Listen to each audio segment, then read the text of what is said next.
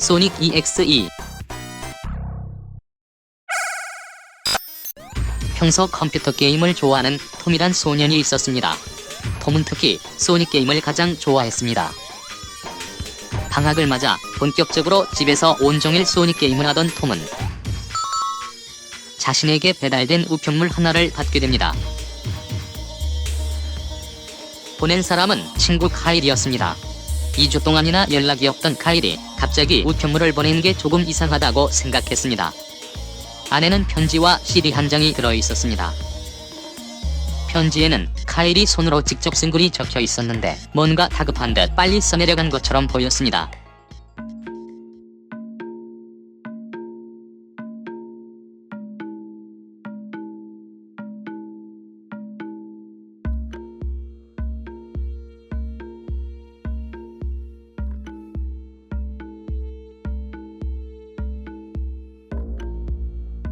톰은 편지와 함께 있던 CD를 봤습니다. CD에는 소닉 EXE라고 적혀 있었습니다. 톰은 처음엔 당황했지만 새로 나온 소닉 게임을 보내주며 카일이 장난친 거라고 생각했습니다. 톰은 방으로 가자마자 게임을 설치했습니다. 설치가 끝나고 화면이 나오자 게임을 할 생각에 톰은 들떠 있었습니다. 그런데 메인 화면이 사라지기 직전 순식간에 화면이 변하는 것이었습니다. 푸른색 바다는 붉은색으로, 세가 1991은 세가 666으로, 그리고 소닉의 눈은 붉은색으로 말입니다.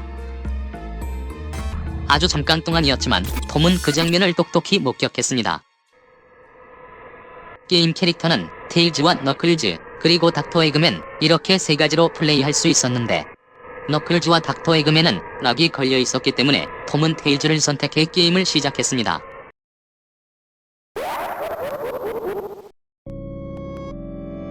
테일즈는 원래 꼬리로 날 수 있는 캐릭터였지만 게임 속에서는 날지 못하고 오직 걸어 다닐 수만 있었습니다. 앞으로 계속해서 걸어가자 맵 여기저기에서 동물들의 사체가 보였습니다. 톰은 소닉 공포 버전이라고 생각하며 계속해서 게임을 진행해 나갔습니다. 그렇게 한참을 앞으로 가던 그때 테일즈 앞에 눈을 감고 가만히 서 있는 소닉이 보였습니다. 그러자 자석에 이끌리듯 테일즈가 소닉에게 저절로 다가가는 것이었습니다. 가까이 다가가자 소닉의 눈이 떠지며 화면은 암전됐고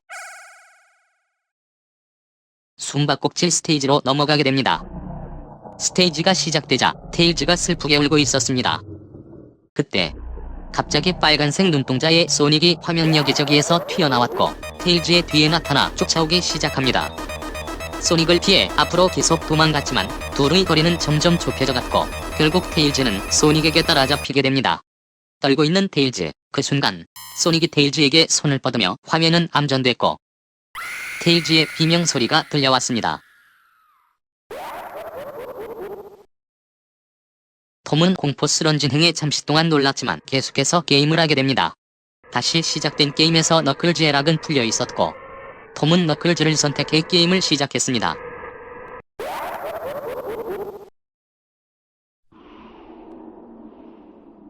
음산한 배경음악과 배경이 보였고 톰은 너클즈를 앞으로 움직였습니다.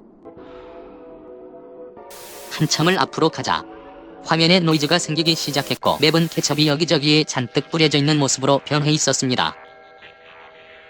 그렇게 한참을 앞으로 가자 너클즈 앞에 소닉이 길을 막고 서 있었습니다. 좌우로 움직여 지나쳐가 보려 했지만 절대로 빠져나올 수 없는 소닉 지옥에 갇히게 됩니다. 그리고는 손을 뻗어 너클즈를 공격하는 소닉. 또다시 화면은 암전되며 비명소리가 울려 퍼집니다.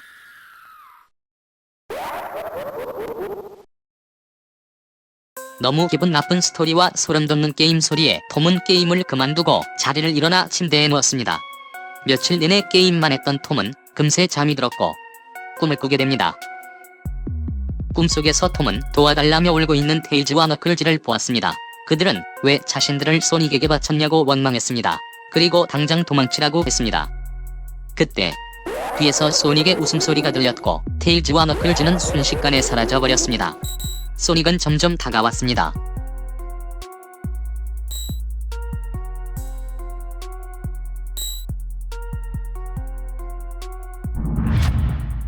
잠에서 깬 톰은 뭔가에 홀린 듯 다시 컴퓨터 앞으로 가 게임을 시작하게 됩니다.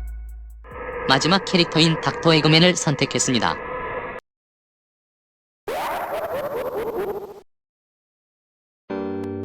게임이 시작되자 음산한 피아노 연주가 들려왔습니다.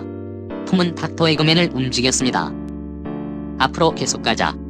마치 지옥으로 떨어지듯 아래로 내려가는 계단이 계속 나왔습니다.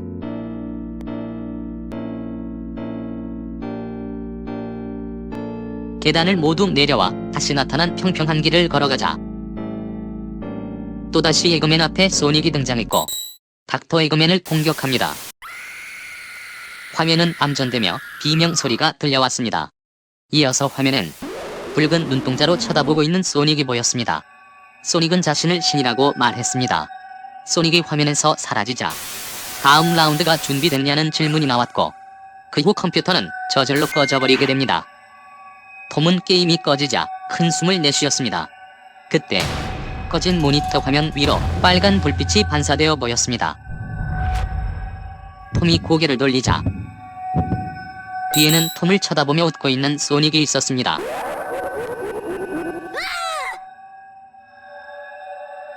소닉 EXE 괴담은 인기 게임 캐릭터 소닉을 주제로 누군가가 만들어낸 괴담입니다.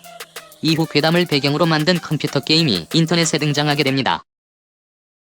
그래픽은 엉성했지만 으시시한 분위기와 소름돋는 배경음, 끔찍한 엔딩 화면, 게임이 끝나도 나갈 수 없다는 점 등 게임이 가진 여러가지 공포적인 요소를 통해 폭발적인 인기를 얻게 됩니다. 이후 여러가지 다양한 버전의 소닉 EXE 시리즈가 만들어지기도 합니다. 혹시 여러분이 어린이라면 소닉 EXE 게임을 하지 않는 것을 추천합니다. 왜냐하면 너무 무섭고 잔인하니까요. 그리고 소닉은 악당이 아니라 언제나 어린이들의 친구니까요.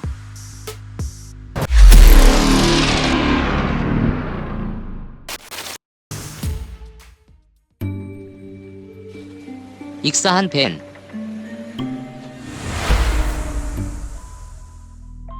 (2000년) 닌텐도 64 전용으로 발매된 젤다의 전설 뮤즈라의 가면. 주인공 링크가 가면을 쓰면서 겪게 되는 모험을 꾸린 액션 어드벤처 게임으로 출시되자마자 많은 사랑을 받았던 게임이었습니다. 그런데 이 게임과 관련된 소름돋는 괴담이 하나 있습니다. 그것은 바로 익사한 벤이라는 괴담이었습니다.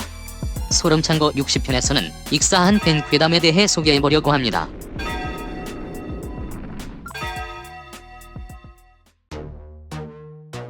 어느 날 미국 포첸이라는 사이트에 어떤 사람이 쓴 장문의 글이 하나 올라오게 됩니다.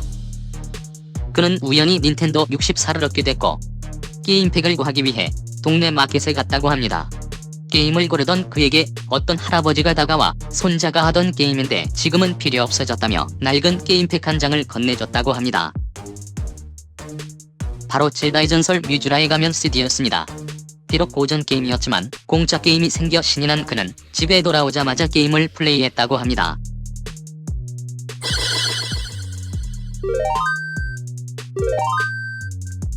게임을 시작하자 벤이라는 이름의 세이브 파일이 저장되어 있었다고 합니다. 그는 게임팩을 준 할아버지의 손자가 만들어 놓은 거라 생각하며 주인공 이름인 링크로 새롭게 만들어 게임을 시작했습니다.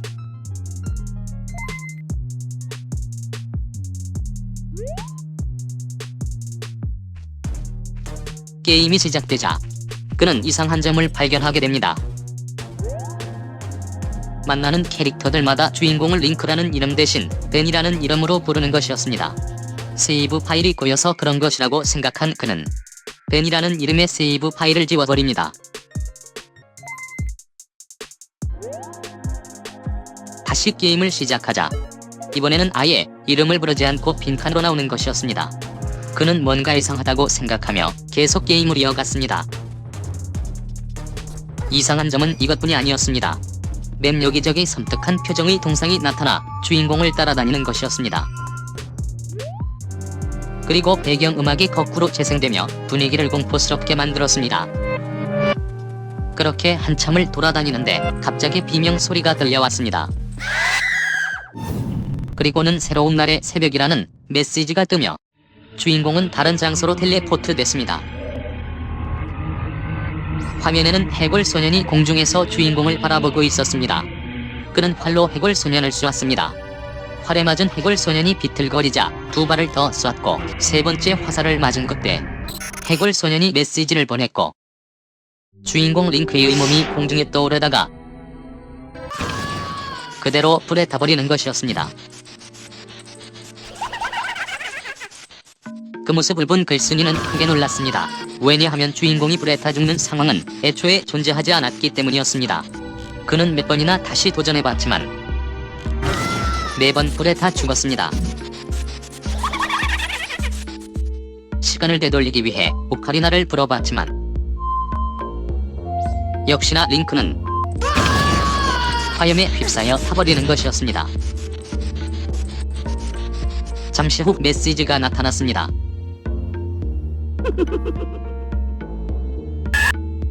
그리고는 게임이 자동으로 리셋됐습니다. 그가 만들었던 링크라는 파일은 사라졌고 새로운 파일이 만들어져 있었습니다. 그 파일을 실행하자 쓰러져 있는 주인공 링크와 공중에서 그 모습을 바라보는 해골 소년이 보일 뿐 더 이상 게임은 진행되지 않았습니다.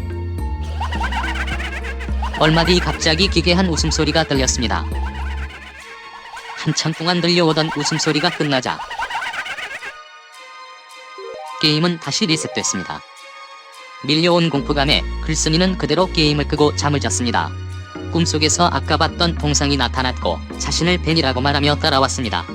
그는 동상을 피해 도망쳐다니다 잠에서 깼습니다. 다음날 그는 게임팩을 줬던 할아버지를 수소문해 집으로 찾아갔지만 집엔 아무도 없었습니다. 근처 이웃에게 할아버지에 대해 묻자 그 할아버지에게는 자식도 손자도 없다고 했습니다. 그럼 혹시 벤이라는 이름에 대해 아냐고 묻자 이웃은 갑자기 얼굴이 어두워지며 몇 년 전 이곳에 살던 벤이라는 아이가 호수에 빠져 익사했고 부모는 다른 곳으로 떠나버렸다고 했습니다. 집에 돌아온 그는 다시 한번 게임을 켜봤습니다. 신기하게도 전날 지워버렸던 벤 파일이 다시 생겨있는 것이었습니다. 그는 벤 파일을 실행했습니다.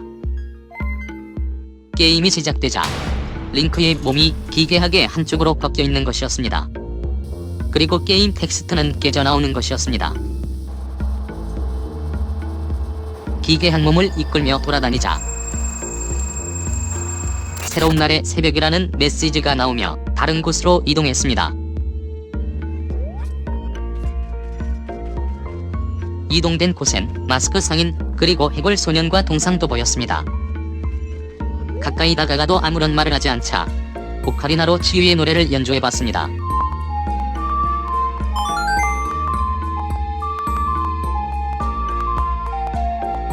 그러자 주인공은 다시 불에 타버렸습니다. 그리고 그들은 그 모습을 말없이 쳐다보고 있었습니다.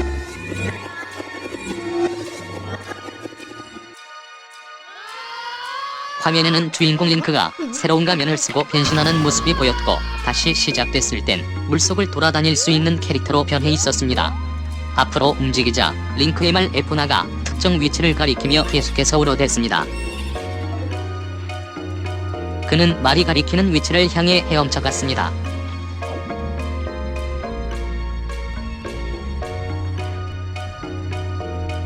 한참을 어두운 물속에서 헤엄쳐가는 그때 눈앞에 동상의 형체가 보이기 시작했습니다. 동상 앞에 다가가자 갑자기 동상이 빛나기 시작했고 주인공 링크는 발버둥을 치기 시작합니다. 얼마 후 링크는 그대로 익사해버리게 됩니다. 그렇게 익사해 쓰러진 링크를 내려보고 있는 동상이 보였고 게임은 리셋됐습니다. 그리고 세이브 파일 목록에는 벤드로운드 익사한 벤이라는 파일이 남아있었습니다. 익사한 벤은 나오자마자 많은 사람들에게 알려지며 관심받게 됩니다. 구체적인 설명과 짜임새 있는 스토리로 많은 사람들을 공포로 몰아넣었던 이야기는 훗날 작성자가 지어낸 얘기라는 걸 밝히게 되면서 진짜가 아닌 것으로 판명나게 됩니다. 비록 지어낸 이야기라는 사실이 밝혀졌지만 아직까지도 익사한 벤 괴담은 대표적인 게임 괴담으로 여전히 자리잡고 있다고 합니다.